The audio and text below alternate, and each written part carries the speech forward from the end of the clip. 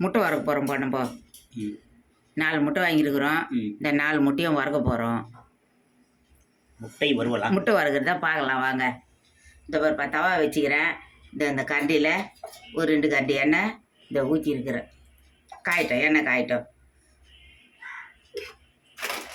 இந்த ஒருப்பா கடுகு பருப்பு ஒரு 2 போடுறேன்.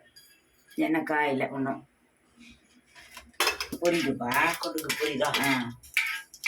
கடுகு பொரியுது. கருவேப்பிலை போட்டுடலாம். இந்த மாதிரி ரவுண்டு கருவேப்பிலை. யாரு? டைலர். இந்த பாருப்பா மிளகாத்தூள் ஒரு டீஸ்பூன் போடுறோம். இது மாதிரி சால்ட்டு கொஞ்சம் போடுறோம். அதுக்கேற்ற கரெக்டான சால்ட்டு.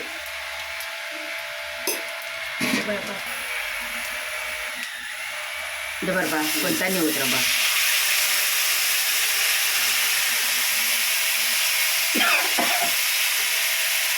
ஆமாம்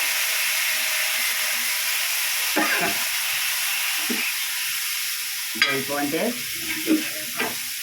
போட்டுக்கணுமா? ஆமாப்பா. இந்த பாரு இதில் வந்து நம்ம முட்டை போட்டுக்கலாம். அவ்வளோதான். இது வந்து முட்டை வர்றது கூட பெரிய விஷயமே இல்லைப்பா. இந்த பாரு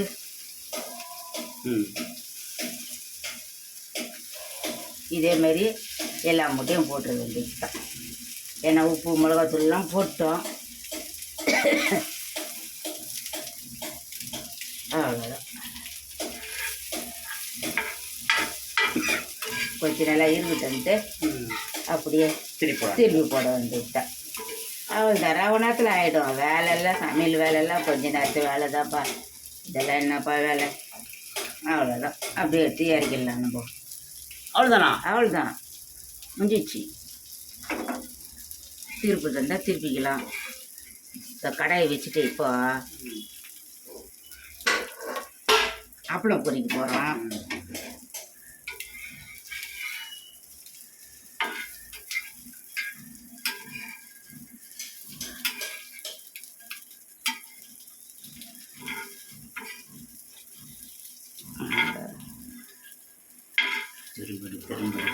திரும்புன்ற மாதிரி. அவ்வளோதான்ப்பா, ரெடி ஆயிடுச்சு.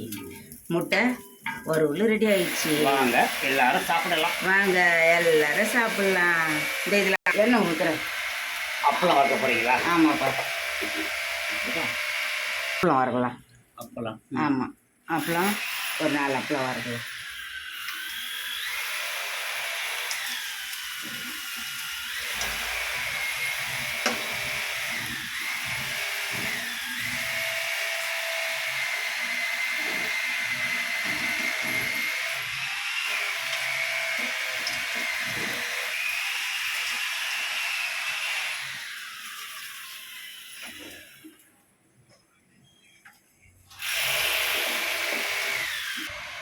அப்பளமும் ரெடி, வாங்க சாப்பிட்லாம்.